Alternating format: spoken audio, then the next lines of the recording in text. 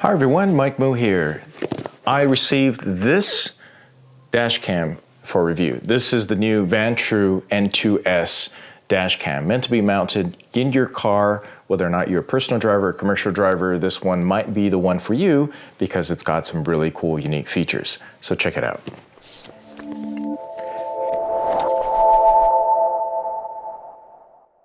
For the interest of full disclosure, Vantrue did send me this for my review. However, the opinions stated in this video are completely my own, and I will of course give you my honest opinion in all my videos. All right, let's get started. This is called the N2S by Vantrue. What's unique about this is that this actually has two cameras built in, and it's super easy to install because both cameras are directly mounted on the unit. Now, if you choose to only use one camera, it could record up to 4K 25 frames per second in the front cam mode. And if you decide to turn on both the front and rear cabin facing cameras, you can record at 1440p for the front and 1440p for the cabin in 30 frames per second. It also has GPS built in. It has a near 360-degree viewing angle, which means everything you see from the front where you mount it all the way to the back, it captures everything, which is actually super special because not a lot of cameras do this in a resolution that it provides. It is a supercapacitor type technology, so it does not have a built-in battery per se. It has a temporary battery, and this is better for environments that get really hot, extreme cold or extreme hot temperatures. This will outlast the ones that have built-in lithium-ion battery. The sensor technologies itself is built in with the Sony Starvis CMOS sensor, which is pretty much industry standard. And the Starvis CMOS sensor that is in here is, of course, can support up to 4K 25 frames per second using what's, the imaging processing unit that is in here. It also has IR night vision, has auto infrared vision cut, so if it decides that the IR for nighttime shooting or when it's in complete darkness is not necessary to record, it will automatically cut that out. It features a 2-inch built-in screen, which is nice because the one that I use right now is a black view, and that does not have a screen. So that's pretty useful for just checking out and verifying whether or not you have the settings done properly without pulling out your smartphone. It also features a 2-inch screen, which I'll show you here momentarily. Here's what the inside of the box so far looks like. It's pretty clean.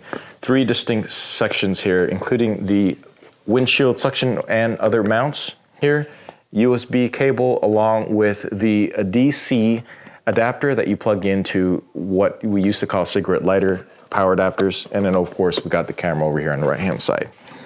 Finally, it has a time-lapse mode, a parking monitor mode, an emergency protect mode, and I'm really excited about the heat resistance portion because many 4K cameras, if you didn't know, already tend to overheat. So having something that has extra heat resistance, at least advertised, will be helpful. Of course, right now we're here in winter, so it's going to be a little difficult to test this in real-world conditions, but I will definitely have an update for you if you stick around to my channel in the coming months that I will be using this. All right, so this is what the Vantrue N2S looks like when you take it right outside of the box. As you can see, it's got this little protective covering over here. You'll want to remove that. That's just to protect the lens during any shipment or movement. So there's a Sony Starvis sensor in here, and I also believe there's also another Sony Starvis sensor in here as well. As you can see, this is called the Vantrue 1520 Super HD, which actually records at 4K in front-only mode, and if you do dual, it's 1440p, both the front and the back. But I believe the 1520p could be that it just oversampled. It's either oversampled or undersampled, but I'll show you some details about how that actually looks. I'm really happy that they decided to choose to use the USB-C plug as the main USB source right here for power, most likely. And no, actually, there's an active mount here for the power to come in. So this is an alternative method maybe to download your footage You got actually an HD out, which is not very common now for something that's built in. So the idea here is you can actually just remove this from the active mount, take it inside and download the footage, and that would be a little bit faster to do than if you try to do it over Wi-Fi through an app in certain circumstances. You got the micro SD card slot over here. Maximum capacity is likely going to be 256 gigabytes more. I have that information here on the screen.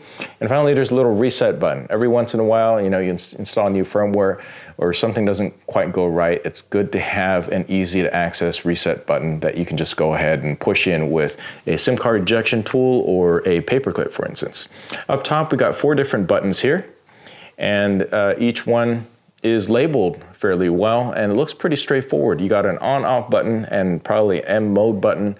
You got some buttons over here to control whether or not you want the microphone on or off for quick set, and then some viewing screen options here to decide what you want on the 2-inch screen that's built in, and you have an OK confirmation button over here on this side. And then on the back, you have this. This is the cabin-facing camera. And this is going to be a lesser Sony Starvis sensor than the front because this will only max out at 1440p. And as you can see, the lens is also smaller. Note these 4 little nuggets right here, these notches here. All right, these are actually IR infrared lights. This is so that it can see in the dark in the cabin. So, when if you are a commercial or an Uber driver, you want to just have video recording evidence, or you get pulled over by the cops for whatever reason, and you want video recording evidence even in the dark without your lights on, this will capture some sort of video and image that otherwise you might not be able to capture with other dash cams. All right, so impressions of this. This is really lightweight, which is going to be good. It feels a little bit cheaper because it is lightweight, but I'm giving it a little creak test here, and it actually holds out to be pretty well. What's going to be very great and useful about this is that the materials being used here feels solid. Okay, this feels better than other Vantrue cameras that I've used many years ago. And I have to say that it's lightweight, mostly probably because there's no battery in here. It's of course super capacitor based. But other than that, having it mounted on your windshield, it's helpful to have something lightweight. So I'll put it there at that in terms of my opinion, but we'll find out once we have this installed. So next up, I'm going to go ahead and show you the mount, which I'm pulling out from this box over here. This is a windshield mount. This is an active windshield mount, and I do believe, yes, that's right, they have the GPS option already built in.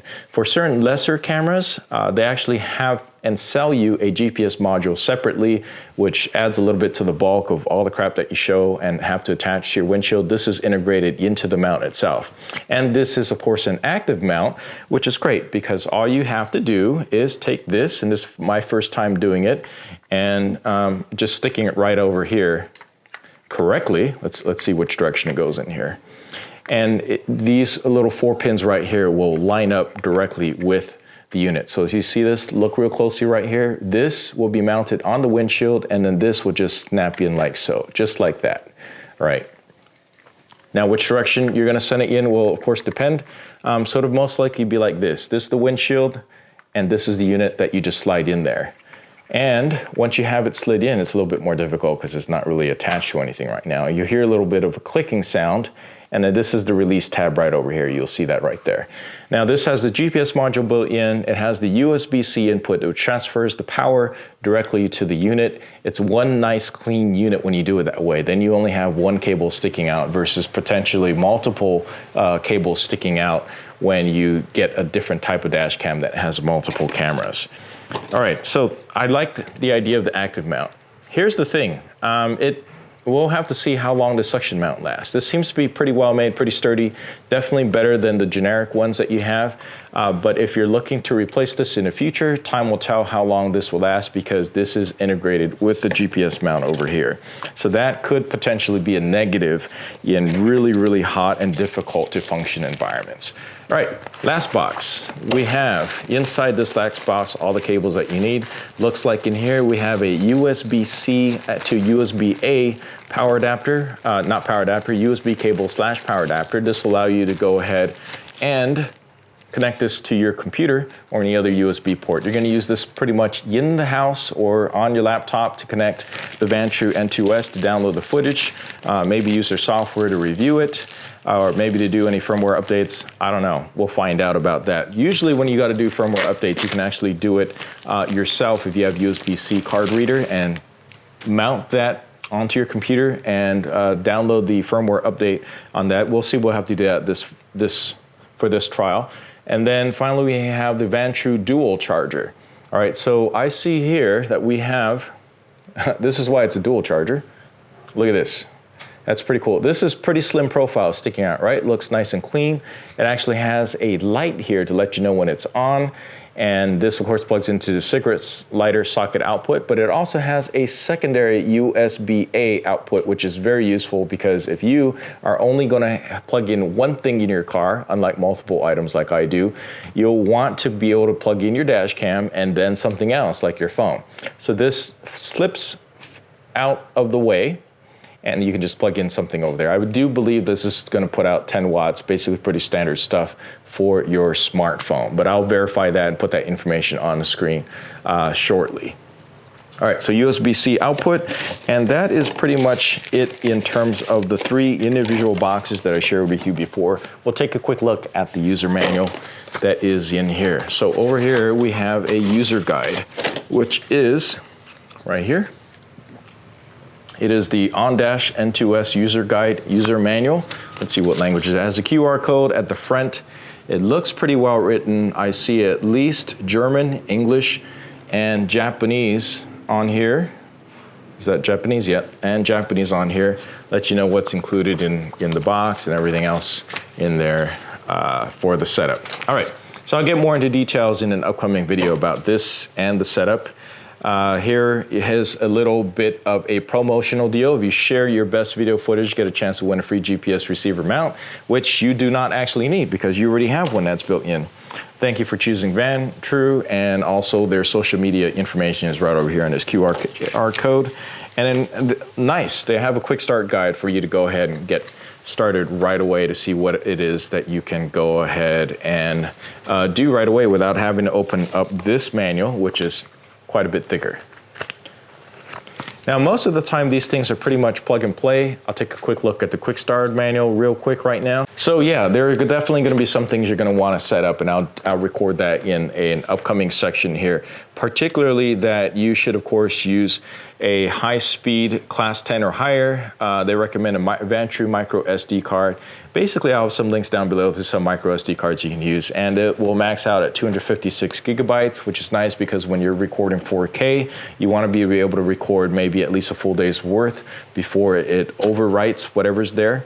Keep in mind, like most dash cams, if there is an emergency situation, the card will automatically write protect any crashes or anything that it thinks is a crash or anything that you deem is an emergency situation that you need to have evidence of just in case, so that things don't get over recorded. So that's usually something that's built in of more premium dash cams. All right, so I'll go ahead and mount this up where I'm over here in Las Vegas. I'll record some footage from the minivan that we happen to be driving. I'll go and show 4K mode and show you a little bit of 1440p footage on there as well. All right, now finally, as you're watching this, you should always register your warranty. I do believe they have at least a minimum industry standard warranty that comes with the unit. I wanna say it is, well, I'll have the information up here in general, but I wanna say that these, at least from what I've heard of many Vantrue dash cams, they tend to do fairly well over time, particularly because these don't have built-in batteries. They run on supercapacitor mode. What I'm gonna find out a little bit later and detailed more about is setting up the parking mode detection and all that stuff, and whether or not you need to get any other external stuff. Because in my car, at least in the Subaru Crosstrek, the power goes out when I turn off the ignition. So getting that parking mode recording and hyperlapse when I'm away is going to be a little bit more challenging without an external battery pack or connecting directly to the battery. All right, So what's coming up? I'm gonna have some actual setup videos, setting this guy up, and also some actual footage for you to do some comparisons so you can see in 4K mode and 1440p mode. All right, that's it for this video. Please give it a like, subscribe for more, and I'll catch you next one. Thanks for watching.